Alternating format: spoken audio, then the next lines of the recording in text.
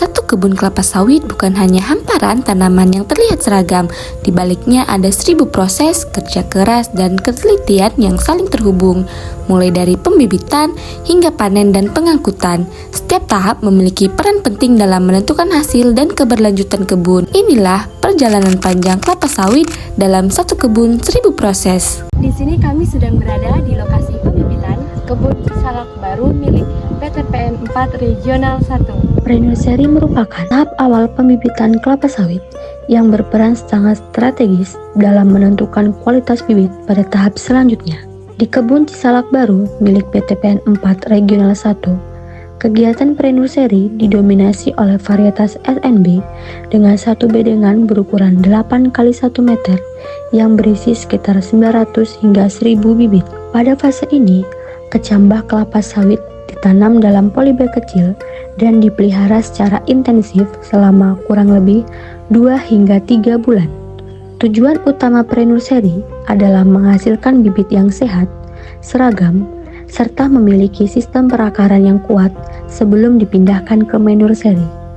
Pengelolaan pre-nursery meliputi penggunaan media tanam yang sesuai, pengaturan penyiraman yang secara terkontrol, serta pemupukan awal yang tepat dan pengaturan naungan untuk menghindari stres akibat intensitas cahaya berlebih. Gangguan hama pada fase ini umumnya masih ringan, seperti ulat daun dan juga kutu daun, sehingga diperlukan pemantauan rutin dan pengendalian dini agar pertumbuhan bibit tetap optimal. Baik, jadi ini adalah lokasi pembibitan tahap kedua, yaitu di main nursery.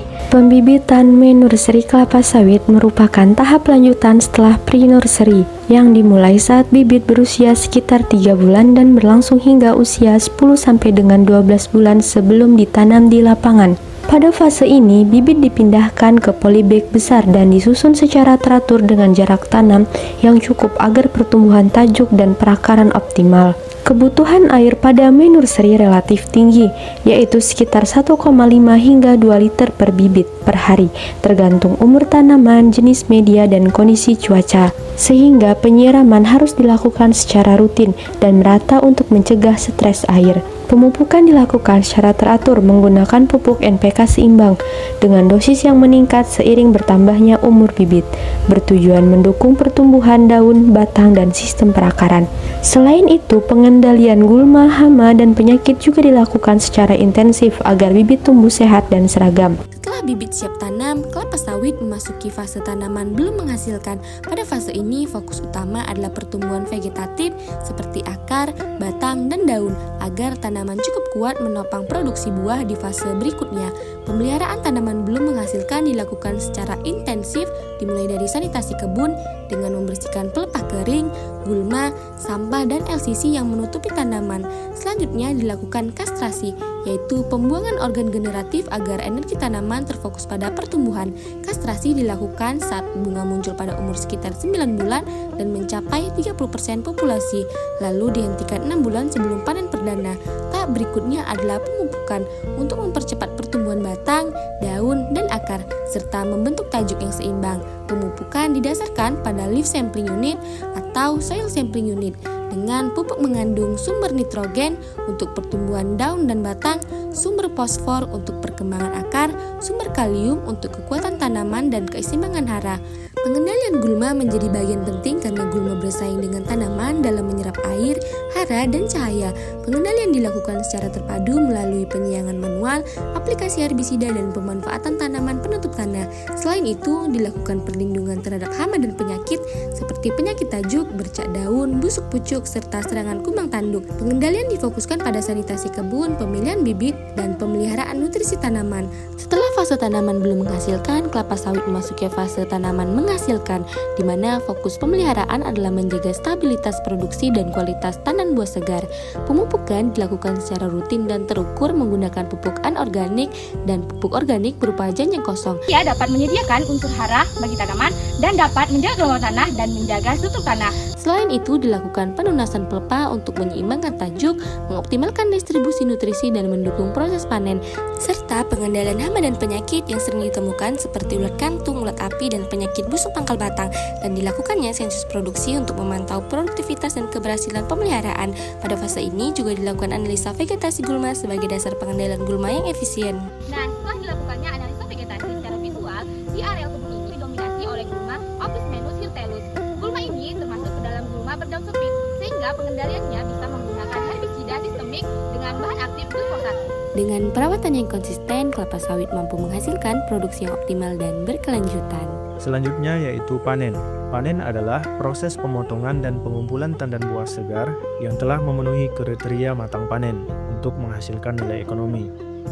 Kegiatan panen diawali dengan penerapan keselamatan kerja atau K3 melalui penggunaan alat pelindung diri seperti helm, sepatu boot, sarung tangan, dan kacamata sebagai standar wajib untuk melindungi tenaga kerja dan menjaga kelancaran operasional. Panen dilakukan menggunakan dodos pada tanaman rendah dan egrek pada tanaman tinggi, dengan memperhatikan tingkat kematangan buah yang ditandai oleh berondolan yang jatuh secara alami. Kemudian berondolan yang jatuh wajib dikutip karena setiap butirnya memiliki nilai ekonomi. Tandan buah segar yang telah dipanen kemudian disusun di tempat pengumpulan hasil atau TPH sebagai titik pengumpulan sementara sebelum diangkut ke pabrik. Ukuran standar TPH yaitu 3x4 meter, berada di lokasi yang datar, bersih dari semak dan sampah, serta dilengkapi dengan parit atau drainase di sekelilingnya untuk mencegah genangan air. Untuk memastikan panen berjalan efektif dan terencana, dilakukan perhitungan AKP atau angka kerapatan panen, yaitu perbandingan antara jumlah tandan matang dengan jumlah pokok yang diamati yang dinyatakan dalam persentase. Nilai AKP ini digunakan sebagai dasar perencanaan tenaga kerja, estimasi produksi, serta penentuan jadwal panen agar buah tidak lewat matang. Dengan penerapan teknik panen yang tepat, pengelolaan TPH yang sesuai standar, dan perhitungan AKP yang akurat, panen kelapa sawit menjadi proses strategis yang mampu meningkatkan efisiensi, menekan kehilangan hasil, dan memaksimalkan keuntungan dalam bisnis kelapa sawit yang berkelanjutan. Nah, kemudian kita masuk pada peremajaan tanaman kelapa sawit. Apa sih itu peremajaan tanaman kelapa sawit? Peremajaan tanaman kelapa sawit adalah kegiatan mengganti tanaman kelapa sawit yang sudah tua, rusak, atau tidak produktif lagi dengan tanaman baru yang lebih unggul dan produktif. Peremajaan umumnya dilakukan pada tanaman yang berumur di atas 25 tahun atau memiliki produktivitas rendah sehingga tidak lagi menguntungkan secara ekonomi. Tujuan utama peremajaan adalah meningkatkan produktivitas dan efisiensi kebun, memperbaiki populasi tanaman, serta menekan serangan hama dan penyakit yang sering muncul pada tanaman tua. Selain itu, peremajaan juga bertujuan menerapkan teknologi budidaya terbaru agar hasil panen lebih optimal. Kemudian, ada beberapa syarat untuk dilakukannya replanting. Yang pertama adalah produktivitas kurang dari 10 ton per hektar per tahun pada perusahaan BUMN. Akan tetapi, pada beberapa perusahaan swasta itu produktivitasnya kurang dari 16 ton per hektar per tahun. Yang kedua adalah umur tanaman. Umur tanaman lebih dari 25 tahun agar dilakukannya replanting.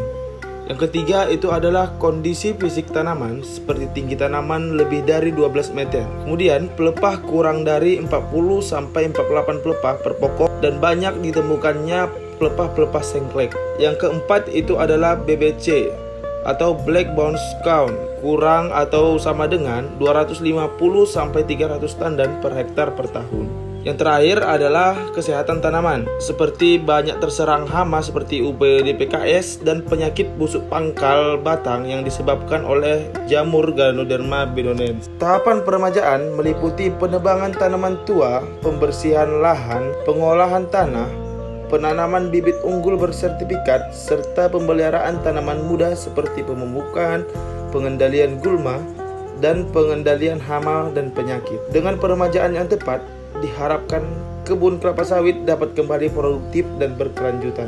Nah, seperti itulah dalam satu kebun kelapa sawit menyimpan 1000 proses yang saling berkaitan, mulai dari pembibitan, kemudian berlanjut pada pemeliharaan tanaman belum menghasilkan dan tanaman menghasilkan, hingga akhirnya panen dan peremajaan. Seluruh tahapan tersebut menuntut perencanaan yang matang, kerja keras, serta ketelitian yang berkesinambungan. Oleh karena itu, di balik setiap hasil yang terlihat selalu terdapat proses panjang yang seringkali tidak kita sadari. Dengan demikian, satu kebun bukan hanya tentang hasil, melainkan tentang rangkaian usaha yang terus berjalan. Satu kebun, 1000 proses, dan satu tujuan utama keberlanjutan. Sawit dirawat sepanjang musim berjalan, produktivitas dijaga dengan perencanaan. Video ini sampai pada penutupan. Terima kasih.